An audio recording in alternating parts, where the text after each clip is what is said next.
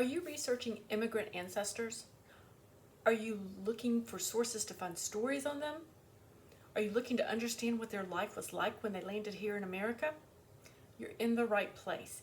Today, we are going to be talking about places to find our immigrant ancestors' stories as well as details about their lives. Hi, I'm Lisa Lisson with Are You My Cousin? And I am here to take the overwhelm out of your genealogy research. Now, before we start talking about our immigrant ancestors and those wonderful, rich stories that they bring with them to America, I'd love it if you would hit that subscribe button down below. That way you won't miss any new videos that I publish here twice a week on YouTube at the Are You My Cousin YouTube channel. Okay, let's talk about that immigrant ancestor. Now, many of my readers come to me with a lot of questions about their immigrant ancestors. And one of the things that we oftentimes will get stuck on is we can trace back to the immigrant ancestor into America, but then we're having trouble making those connections further back. Or we're having trouble sorting out and tracing them here once they land in America. When we perform our research on our immigrant ancestors, it is important for us to understand the social history that surrounds them. It is important for us to understand their culture. It is important to you as a researcher to understand the challenges that they faced, why they lived where they did, why they moved where they did, and who they could have and would have interacted. All of these pieces of the puzzle are going to be crucial to your research because it tells you who they are, helps you understand them as a person. And when you understand your ancestor and the decisions that we're making and the influences that were impacting those decisions, then you can start to make headway on finding other records or moving that your research forward. So today I want to talk with you about some of those resources to find out about the cultural heritage of your immigrant ancestor. And one of those first places that you can go, and quite easily, are cultural newspapers or cultural publications. So one of the ways to find these is actually on Chronicling America. It is a free site. If you haven't been there, you definitely want to add that to your genealogy toolbox and check it out. But they actually have newspapers there that are specific cultures. In other words, when your immigrant ancestor came over, oftentimes they chose to live in areas of other immigrant ancestors from the same area. People who had the same values, people who had the same culture, the same foods, spoke the same language. They were looking for that sense of familiarity. And oftentimes they were living in areas and towns close together. The cultural groups immigrant groups would also create their own newspapers here in America. So these are what oftentimes we might refer to as a cultural type of newspaper. And they are rich with information for you as a researcher. You will certainly find out about what is important to that ancestor in that particular time period. You may find your ancestor actually mentioned in there. You may find a little bit more about them mentioned in there, but it will absolutely start to understand what was important and why they did what they did, maybe where they worked, maybe what types of jobs that were most commonly worked out by your ancestors and their friends. So you definitely want to get into those. And I've got this quick video that I want to share with you. I'm going to hop over to Chronicling America so that you can see how I look for different cultural types of newspapers there on their site. Here we are over at Chronicling America website, and I want to show you how to search for newspapers that are specific for cultural groups. It's quite easy to find, but if you haven't done it before, you might stumble around a bit. So let me save you a little bit of time. From the main website, you want to go to this U.S. newspaper directory and click it. And that's going to take us to this search page. We're going to search for, in this case, and for my example, I'm going to use Irish American type newspapers so that I can use those in my current research projects that I'm working on. I'm going to narrow my dates down. Oh, I'm sorry, I'm going to do it down here. I'm going to leave things fairly wide open as far as location. So you can choose a state, you can select a county if you want, and narrow it down all the way to a city. But for our purposes, I'm going to just keep it narrowed down more by date. I'm going to say, let's go for Irish American newspapers from 1820 to 1850. So for 30 years, let's see what I can find.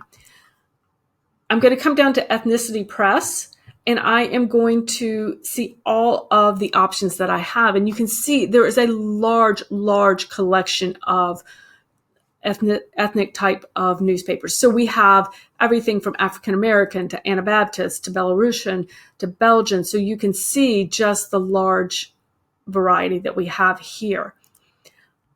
For our example today, I'm going to use Irish, and I am going to leave that there, but you can narrow it down more by using what they call the labor press. So when it comes to, if you're looking at a certain type of job that perhaps you're looking for people in a certain trade, you can absolutely research that here and narrow it down that way.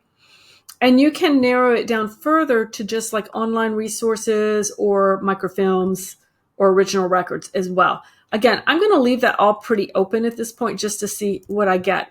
So I've got a 30-year range for Irish American cultural newspapers. And what I find is that there are 19 of them. So how nice is that? Now, a lot of these seem to be centered around New York, which is not that unusual, I wouldn't think. But we do have some from Boston, and I think there's some from San Francisco as well. So for this time period. And so this is what I have an opportunity to choose from. Now I'm going to actually click this one. This is the Irish American. It's from New York. It's 1849 to 1915 to see what that might have. Now, not all of these are going to be digitized and available to see online because I did not use that parameter in my search. And this one is not digitized, but I do know as I look about it, I can see the years it was published. I can see when it started. I can see that this was a weekly newspaper. It is in English, and that is something that's important. Depending on the ethnic group or the culture that you are researching for their newspapers, they may not be in English. They could be in the native language. So that could be an issue for you, or you just that next level of finding somebody to translate if need be. Tells me what all it talks about with citizens and newspapers and a variety of things there. And what it tells me here is that this is available in microfilm from the New York Public Library. My next step, if this is one that I would want to pursue, would be to contact the New York Public Library and talk to them about how I might possibly be able to view the microfilm. Can I get it on interlibrary loan? Is there somebody there who would do a search on it for me? Is it something that has been digitized, but the site hasn't been updated yet? So I would just talk with them and see. So guys, that's it. This is a wonderful resource to find culturally related newspapers for those specific cultures, those specific immigrant ancestors coming over. This is a great place to start that research. And it is fascinating reading. Okay, you're back. I hope you found that video helpful. So I want to encourage you to seek out the cultural resources or the cultural newspapers that your immigrant ancestor and his or her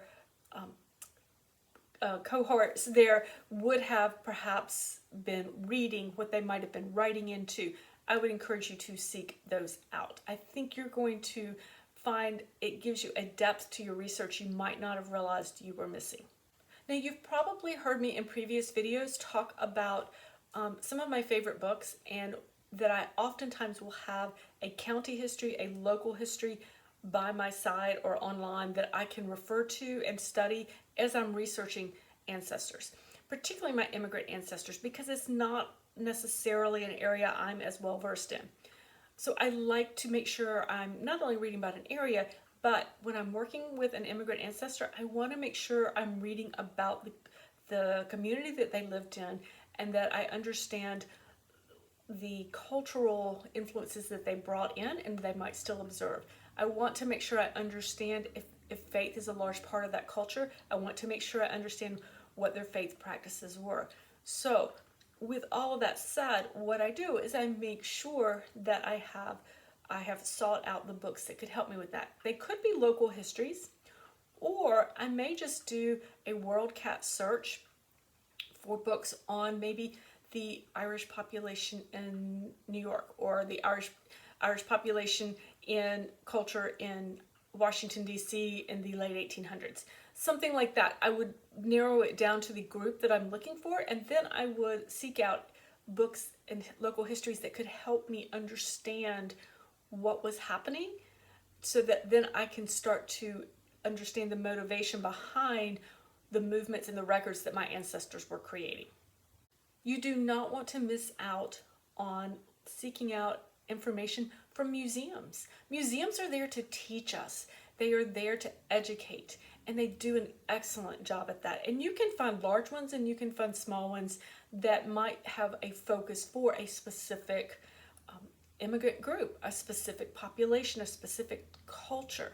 Now, one of my absolute favorites is the Tenement Museum and the Lower East Side of New York City. I was so enthralled with that. I wanted to understand how they knew what they knew, because this was definitely something that I know I needed to learn more about.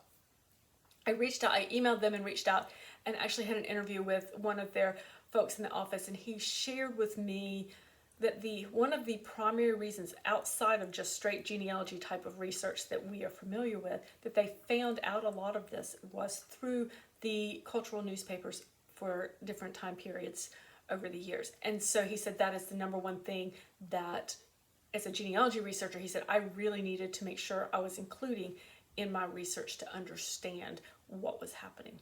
Now, there are other type things. That's a much larger scale, but you can also, when you have a particular ancestor, you're in maybe an ancestral group, you can go to that local county museum and talk to them about the influences. If it was a smaller immigrant group that was population that may be in that area, talk to them and get the information out there and understand how they understood, what resources for that local area could you potentially tap into to understand what was going on in your ancestor's life. Again, understanding the social history around your ancestor to be able to get a line on new clues for records you might find. So there you have it. When you are researching your immigrant ancestor and you've got them here in America, and you may be trying to get them back further across, you may be trying to learn more about them and what happened when they landed in America, make sure that the number one thing that you're doing is that you're understanding the social history around them, and that you are understanding the stories behind their lives. You're understanding why they landed where they did. You understand why they went where they did, why they did the type of occupation. And your number one way to do that is to get into their cultural newspapers, any books, local books on local history that have been done. Talk to local historians for an area to see if you can get a better understanding of the culture of your ancestor. Along the way, you may find evidence of your ancestor specifically. You may find that person named. You may not. But your goal is to understand the motivations and the influences on their decision making, so that then you can almost predict, or that you can get a better path for finding the next clues for that particular ancestor. Okay, there you have it, guys. I want you to get out there, see what you can discover, and I hope that you'll add, if you discover anything really fun and cool, please leave a comment below. We'd love to see what you're discovering when it comes to your ancestors, or if you have a really great resource you want to share with others and make sure others find, feel free to add it below. That would be great. Okay, before you head out for that research today, hit that subscribe button, and I hope to see you in another Are You My Cousin genealogy video here on the YouTube channel. Have a great day, guys. Bye.